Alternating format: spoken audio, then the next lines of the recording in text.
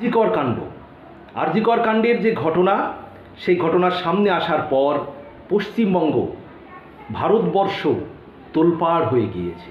সেই সঙ্গে বিশ্বের বিভিন্ন জায়গায় এই আরজিকর কাণ্ডের প্রতিবাদ হয়েছে।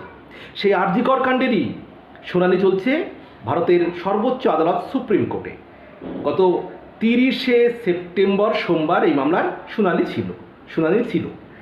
পরবর্তী শুনানি হবে আগামী 14ই অক্টোবর।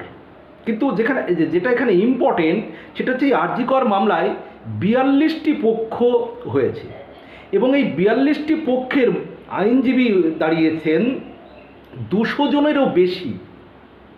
জনেরও বেশি আইনজীবী 42 পক্ষের। এর মধ্যে অন্যতম প্রধান পক্ষ হচ্ছে 9টি পক্ষ। এখন দেখার যে আরজিকর মামলা সুপ্রিম কোর্টে চলছে, শেষমেশ অপরাধীরা